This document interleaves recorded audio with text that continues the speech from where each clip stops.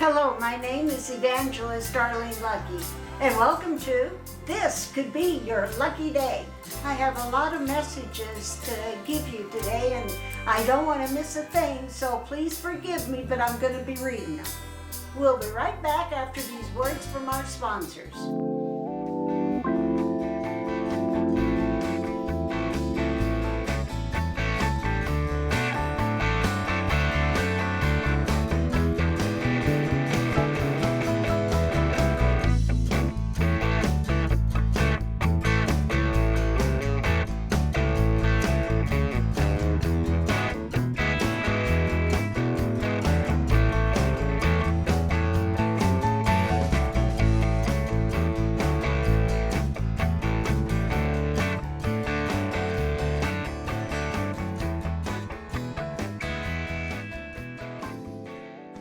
Psalm 127, verse 3.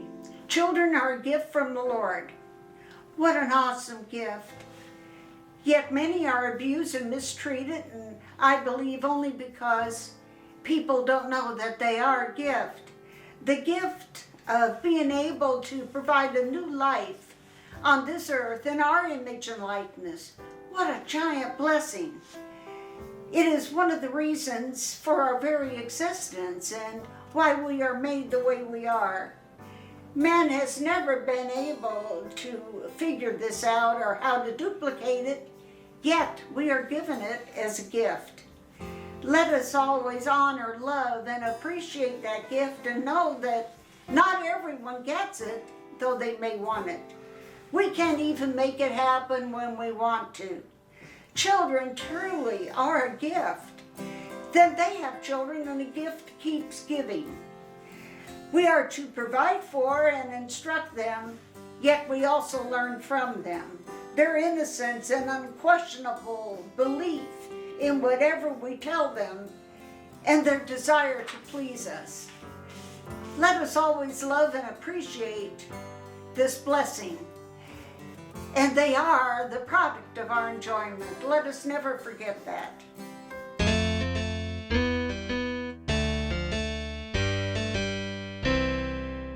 Genesis chapter 2, verses 16 and 17. The Lord commanded the man, saying, From any tree of the garden you may eat freely, but from the tree of the knowledge of good and evil you shall not eat, for the day you eat of that tree, you will surely die. For me, trees are symbolic for mankind, and eating is symbolic for taking in and digesting the words or fruit of that tree. I love this scripture because I know that truth, love, kindness, gentleness, understanding all represent life. The opposite represents death. The knowledge of good and evil also represents judging, and if we judge, we're going to condemn as well. We also know, under the right conditions, we are all subject to the same temptation. This represents darkness, and darkness is death, and everything in light is life. The tree of the knowledge of good and evil is mankind judging and condemning the actions of another, which results in death to the one doing the condemning. The tree of life represents everything that is good and is light, and that's the tree I want to eat from.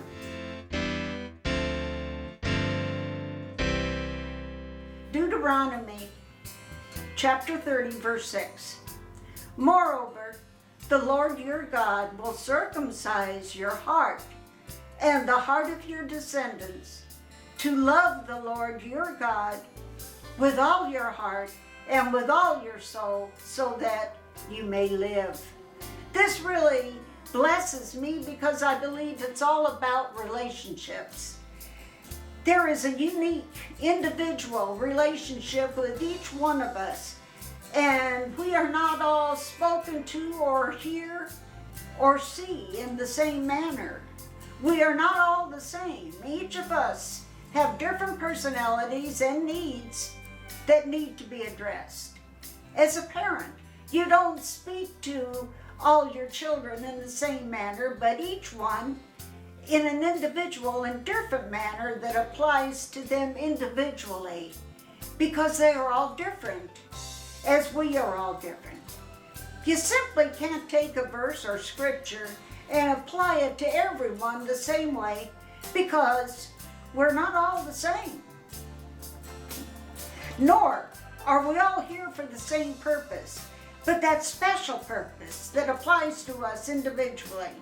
Again, that's why there is no judgment or condemnation to apply to anyone, only discernment to understand where they are. In the same way, we all have individual and unique relationships with each other. I believe we all know each other in a special, individual way that applies to where we are. The message, man sharpens man, comes to mind. I believe everyone that comes into our life is there for a purpose, and each one sharpens the other in some way. The circumcision of heart, I believe, is removing the flesh and going to the spirit of the person. The phrase, so you may live, to me means doing the task appointed to each of us. And we all have one, at least. We'll be right back after these words from our sponsors.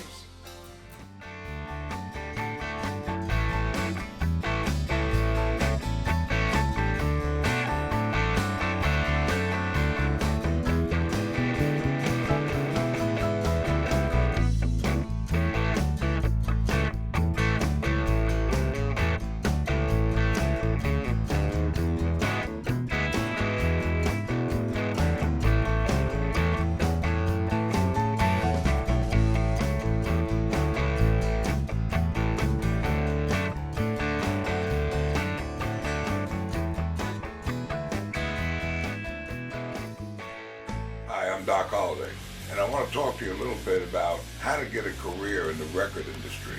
There's only one way to do it, the right way. You know, a lot of people will go into a local studio or a small studio in Nashville and make a record and figure they've arrived. But the truth of the matter is, what happens is you pay your money, you cut your songs, they hand you a CD, pat you in the butt, and send you on your way. That's not the right way to do it. And the key word there is career. How do you get a career? Sure, you made a CD and you get to walk around telling everybody in the world that you're a Nashville recording artist. You and 10,000 other ones. So my advice to you is, if you want a career, there's that key word again. Do it the right way. Go to a major studio that has a track record of recording hit records.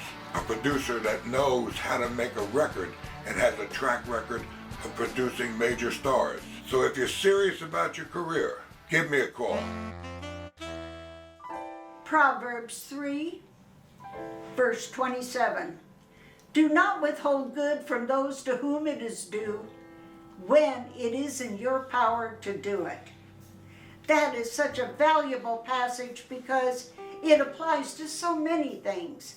Not only physically doing for or giving to someone or helping them, which of course is very important. And if you are able, do it today. Do it right now. But it also applies to verbally helping others by complimenting or encouraging them. I'm not talking about false flattery, but if you notice or think something good about a person, or notice something unusually special or different, don't hesitate to tell them.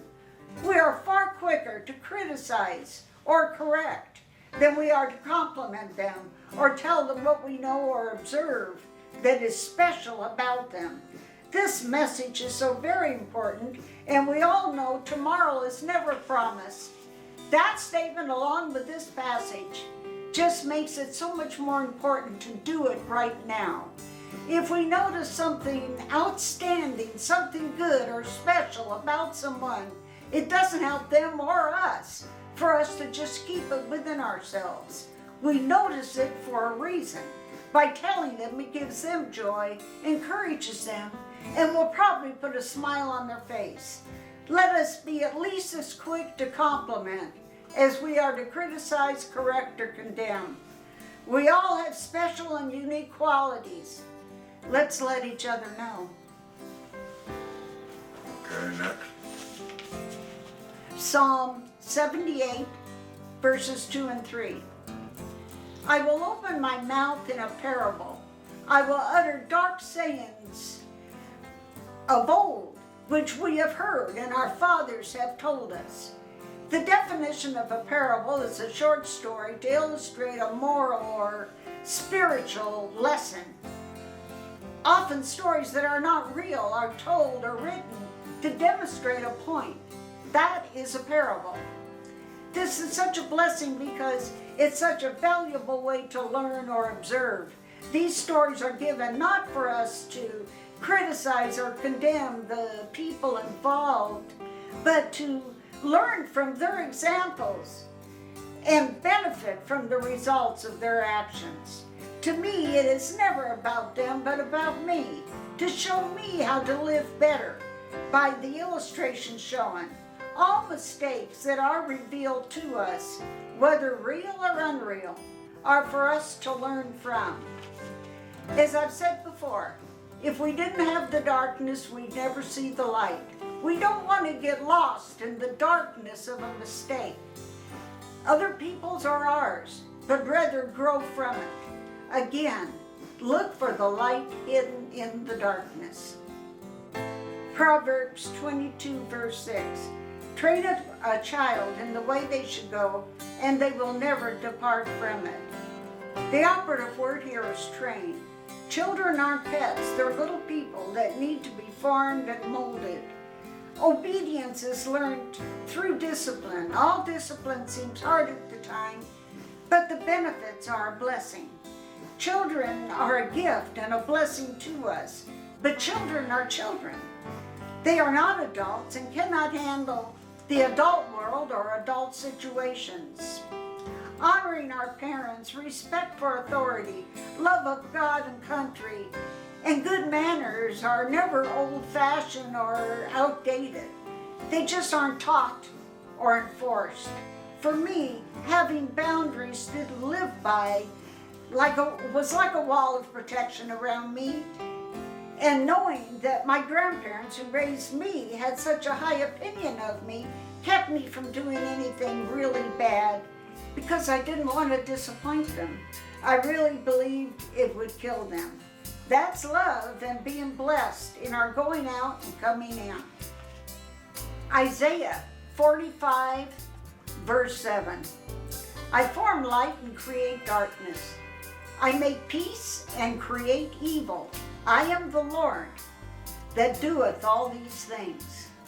I love this scripture because it's such a freedom when we understand that there's only one power that controls everything, good and evil, death and life, well-being and calamity. Only one power, and that power is not man. For me, man is not running the world because almost every man has a different opinion and a personal cause he wants to accomplish. There's only one power that keeps everything in control, causing everything to fit together properly, and creating the cause, thoughts, actions, and feelings of man. And so we may not see it at the time because we don't understand or haven't been told the total effects of an action. Everything does eventually work together for good. For me, the word evil only means being unenlightened and thinking he's in control of his own actions. And good means he knows or is enlightened, that there is another greater power in control. If I can't take the credit for anything, then neither can I take the blame. The power is not mine. To me, this is really good news. We'll be right back after these words from our sponsors.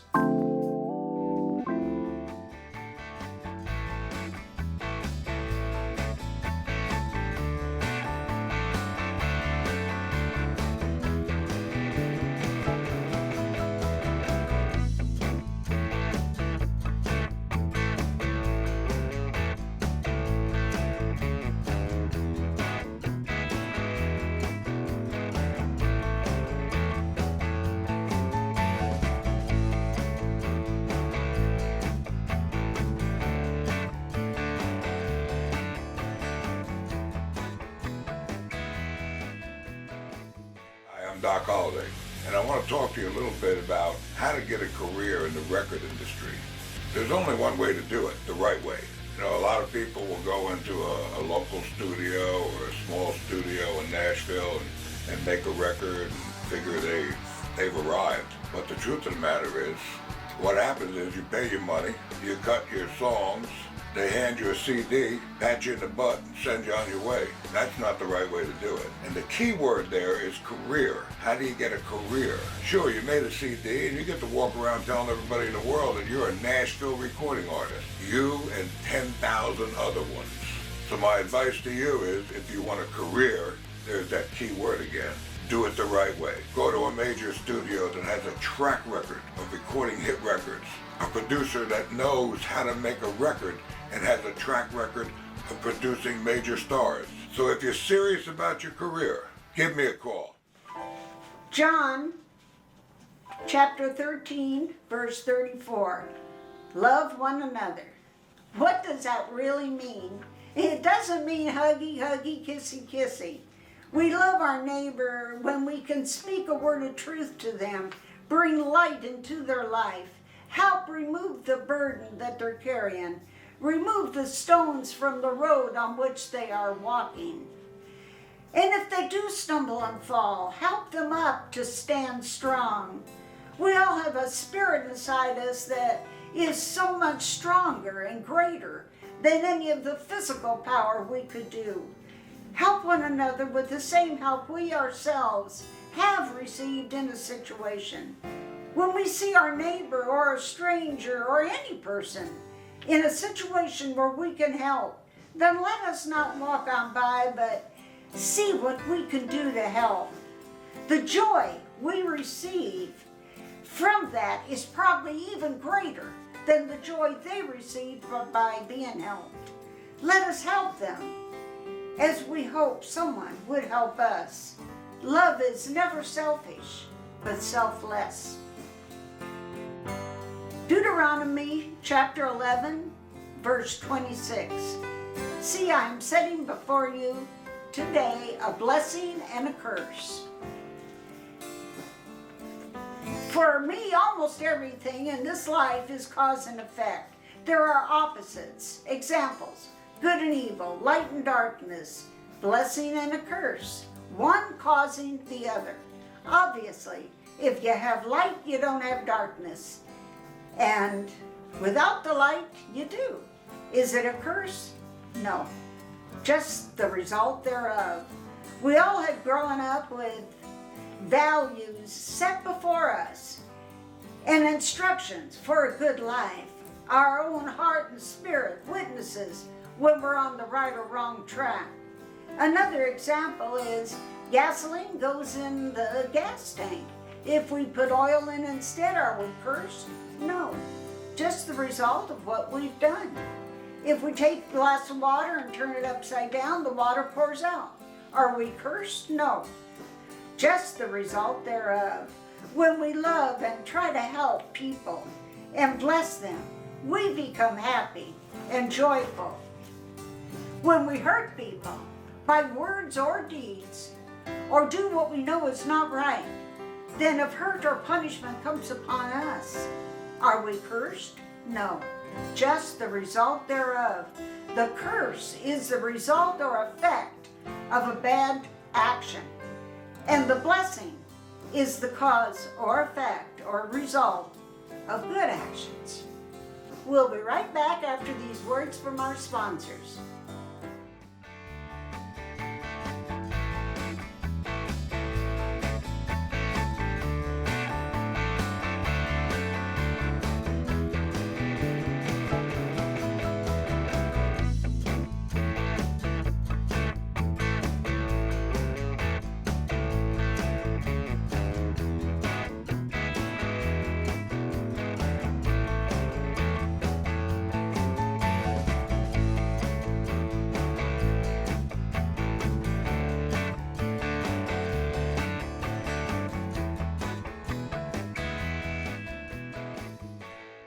Doc Holliday, and I want to talk to you a little bit about how to get a career in the record industry.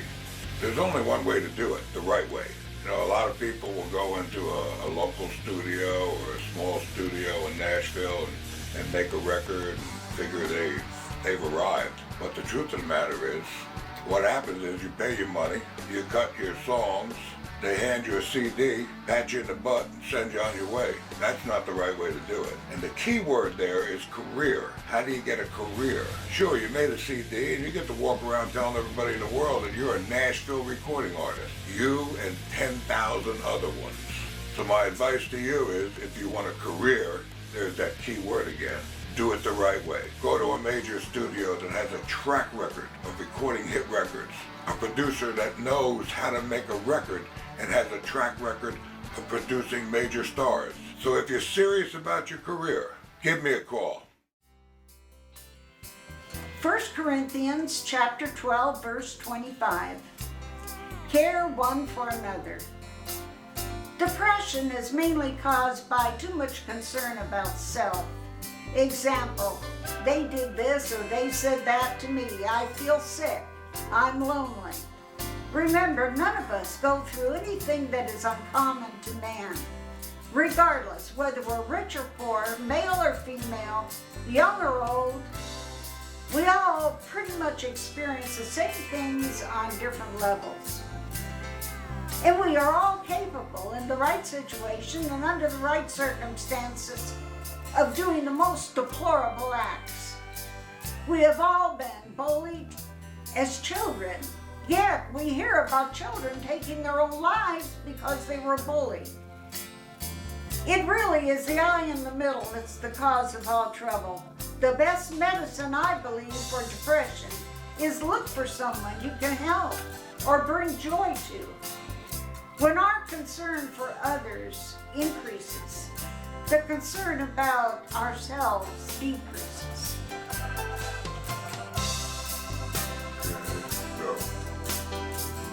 Deuteronomy chapter 5, verse 7. You shall have no other gods before me. I believe all of us would say that we don't, but we just don't realize how many false gods we actually do have. Anything that has power over us or controls us is a god or a lord to us. Not just addictions like drugs or alcohol, but food, or if we must have so many hours of sleep at night. Fear of anything gives it power over us. Money or our home or even medicine can become a god. It doesn't have to be people. In fact, usually isn't. It is things or circumstances, even our jobs. We don't need to remove these things. It is just realizing how they affect us if they do. Fear is a form of punishment, and the more we can be set free, the more joy we will have. The realization alone is a form of freedom. Psalm 139, verse 8. If I ascend to heaven, you are there. If I make my bed in the netherworld, you are there. For me, heaven and hell, or the netherworld, are conditions, not places. When we get down in the dumps or in the pits, that's hell, brought on, I believe, by whatever spirit we're in. Again, opposites. When our spirits are up, we're up in heaven. The difference in seeing things bathed in light or bathed in darkness. If our light be darkness, how deep will that darkness go? If we look for death or darkness, it's all around us. If we look for the light or good news, the joy of life and of loving, that continuous day, it's all around us too. Let us all shine with the light of life that is in us. If we are breathing, we have it. John chapter 4, verse 24. God is spirit, and those who worship him must worship him in spirit and truth. For me, this is telling us a spirit is not man, human, or flesh. Therefore, a spirit does not speak according to the flesh, but according to the Spirit. The words have spiritual meaning, not worldly or fleshly meaning. But being of the flesh ourselves at this time in our life, we tend to interpret everything according to our fleshly mind, eyes, and ears. We may get blessed, but not nearly as much if we have spiritual understanding of the messages. I truly believe when we understand the spiritual meaning of the messages, all messages will be good news. We are told to go tell the good news, never told to go tell the bad news. The messages are to help people, change their lives, and build them up. If we receive a message as bad news or darkness, there's no condemnation, we just don't have the correct understanding. Light, life, good news are all the same. This message also tells me that truth is also good news and life. We are also told, speak the truth one to another. Psalm 138, verse 16. Your eyes have seen my unformed substance, and in your book were all written the days that were ordained for me, when as yet there was not one of them. For me, this scripture is really a freedom and a blessing. I believe we were all predestined to do the things that we do, to live the life that we live, as well as our time to be born and our time to transfer to a better realm. This tells me that even before I was formed in the womb, I was known, and everything I was going to do was also known. And if I believe that all things work together for good, which I do, and that light comes out of the darkness, that also tells me that even in the dark, the light is there. It is hidden, and if we look for it, we will find it. Darkness is really non-existent. It's a nothing. But light will always come out of the darkness if we look for it. I also believe that everything that was done was for a purpose, and nothing was futile. That is our show for today. I'll see you next time on This Could Be Your Lucky Day.